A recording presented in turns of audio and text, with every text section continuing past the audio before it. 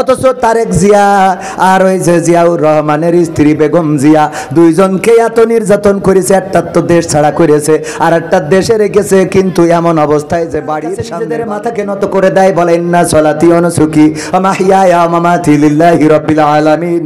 নিশ্চয় আমার সালাত, আমার কুরবানি, আমার হায়াত, আমার মাউত বিশ্ব প্রতিপালক আল্লাহর জন্য। ওরা যখন ফাঁসির কাষ্টে যায় তখনও জাবর কাটায়, আবার যখন মন্ত্রিত্বের চেয়ার পায় তখনও জাবর কাটায়। কথা কয় না? কারণ কি?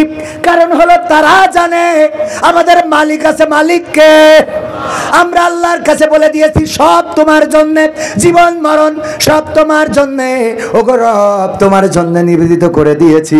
সুতরাং আমাদের হাতে হ্যান্ডকাপ লাগাইলেও আমাদের মুখের হাসি কেড়ে নিতে পারে না, আমাদের রিমান্ডে নিলেও মুখের হাসি কাটতে পারে না, আমাদের যাবজ্জীবন জেলে দিয়েও আমাদের মনোবল ভাঙতে পারে না, আমাদেরকে ফাঁসির কাষ্টে ঝুলাইলেও আমাদের মনোবল ভাঙতে পারে না। কারণ আমরা তো এই পৃথিবীতে জন্ম নিয়েছি শহীদ হয়ে, শহীদি মৃত্যু আকাঙ্ক্ষা করেই এই পৃথিবীর পরে চলি। আমরা জন্ম নিয়েছি মৃত্যু দিয়েই, সেটা আল্লাহর কাছে আমাদের জীবনটা সমর্পণ করে দিয়ে প্রমাণ করে দেব, ওগো রব আমাদের সবকিছু তোমার জন্যই নিবেদিত। ঠিক না বেঠে? তাইলে আল্লাহর জন্য যদি নিবেদিত হন, আর চিন্তার কি কোনো কারণ আছে? আছে। সে আল্লাহর জন্য সমর্পণ করার দরকার আছে না নাই? আমার নেত্রীরা, আমার মন্ত্রীরা, আমার ওবায়দুল কাদের হাফিজাহুল্লাহ, আমার শামীম ওসমান রাহিমাহুল্লাহ, আল্লাহর ওলিরা, তারা নিজেদেরকে সমর্পণ আল্লাহর কাছে করে নাই, তারা সমর্পণ করেছিল বাতিলের কাছে, সমর্পণ করেছিল দাদাদের কাছে। এই জন্য যখন শেখ হাসিনা বিপদে পড়েছে তখন বলে নাই আল্লাহ রক্ষা করো, তখন বলেছে নরেন্দ্র ও মোদি তুমি হেলিকপ্টার পাঠাওরি। ঠিক না বে? ঠিক। হ্যাঁ, একটা রিকোয়েস্ট। রূপের বড়াই করিস না রে, রূপ চিরদিন থাকে না। রূপের বড়াই করিস না রে, রূপ চিরদিন থাকে না। নিজের মুখটা দেখা একদিন হইবে তোমার যন্ত্রণা, নিজের মুখটা দেখা একদিন হইবে রে তোর যন্ত্রণা। সময় হইল বড় শিক্ষক, সব দিবে শিখাইয়া, সুখের জীবন থাকবে না রে, দেখবে না কেউ চাইয়া। সময় হইল বড় শিক্ষক, সব দিবে শিখাইয়া, সুখের জীবন থাকবে না রে, দেখবে না কেউ চাইয়া। মরার আগে মরবি রে তুই, জ্বালা সইতে পারবি না।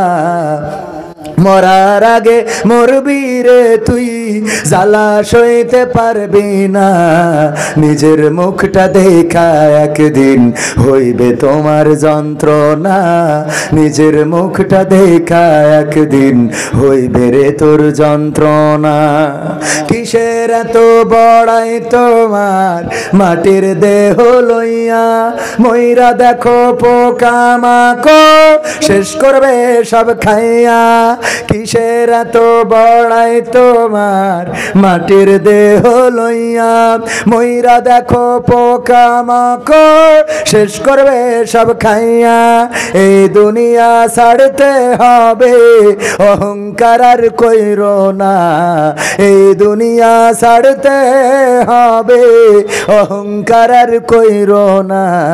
নিজের মুখটা দেখা একদিন হইবে তোমার যন্ত্রণা, নিজের মুখটা দেখা একদিন হইবে রে তোর যন্ত্রণা।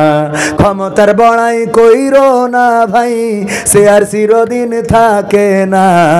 পাওয়ারের বড়াই কইরো না বোন, সে আর চিরদিন থাকে না।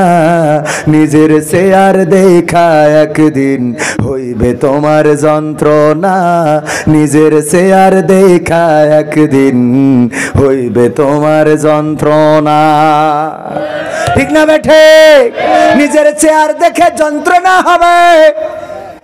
আমি বলছিলাম যারা এখনো ঝটিকা মিছিল করে, মাঝে মাঝে দেখা যায় হঠাৎ করে ৫-৭ জন হেলমেট পরে মুখে মাস্ক দিয়ে তারপরে রাজপথের নামে তাদেরকে বলতে চায়, আরে আবুলের দল রে, এমন নেতার আন্দোলন করলে যেই নেতা নিজের স্বার্থ উদ্ধার করার জন্য, নিজের রক্ষা করার জন্য দাদাদের কাছে যে আশ্রয় নিল, যেই দেশ তার বাবা দিয়েছে, স্বাধীনতা তো উড়াই নেছে, আমরা তো এখানে রোহিঙ্গা, কথা কয় না, আমরা তো রোহিঙ্গা।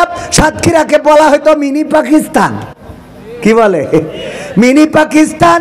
এমনি ভাবে দেশকে ডিভাইডেড করে ফেলেছিল। এক দল ছিল চেতনাবাজ, আর এক দল নাকি ছিল রাজাকার। 20 বছর বয়সেও নাকি রাজাকার। আর ওগের দলে যদি কেউ চলে আসে, সে যদি সম্মুখ সমরে রাজাকার থাকে, তাও সে মুক্তিযোদ্ধারই কেন একটা ম্যাশিং পায়, ঠিক না বেটে? রাজাকারের বাচ্চা এমন একটা ম্যাশিং।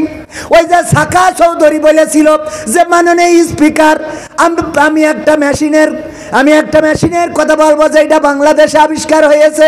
মাননীয় স্পিকার, বাংলাদেশে এমন একটা মেশিন আছে রে, যেই মেশিনের এক পাশ দিয়ে যদি রাজাকার ঢুকাই দেন, অপর পাশ দিয়ে মুক্তিযোদ্ধা হয়ে বের হয়ে যায়। আর সেই মেশিনের নাম হইল বাংলাদেশ আওয়ামী লীগ, ঠিক না ভাই? ঠিক।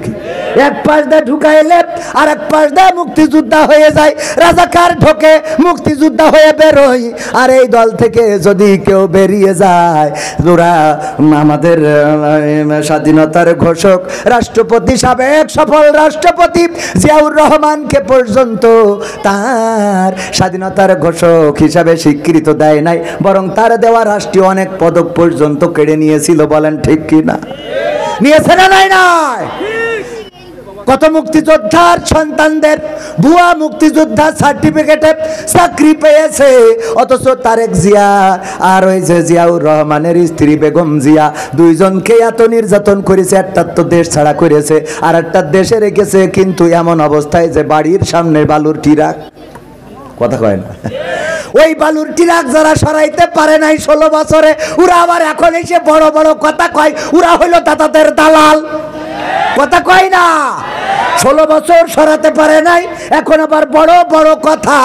এই বড় বড় কথা যারা বলে, ওরা প্রকৃত অর্থে জাতীয়তাবাদী দল করে না, ওরা জাতীয়তাবাদী দলের লোক নয়, ওরা হইল দাদাদের সুরে কথা কয়। কারণ ছাত্র আন্দোলন করে নির্বাচনের জন্যই এই আন্দোলন, এই দেশের নির্বাচন করে সরকার প্রতিষ্ঠিত হবে। বাংলাদেশের মানুষ জাতীয়তাবাদী দলকে যদি সাপোর্ট করে, অবশ্যই তারা সরকার গঠন করবে। কিন্তু এত অধৈর্য হয়ে যাচ্ছাও, কারণটা কি? কারণ হলো দাদারা শিখাই দিয়েছে। যদি দেশের প্রধানমন্ত্রী বানাইতে হয়, এখন বিএনপির তারেক জিয়ার দরকার আছে না নাই? তো তারেক জিয়ার দেশে আনা লাগবে না?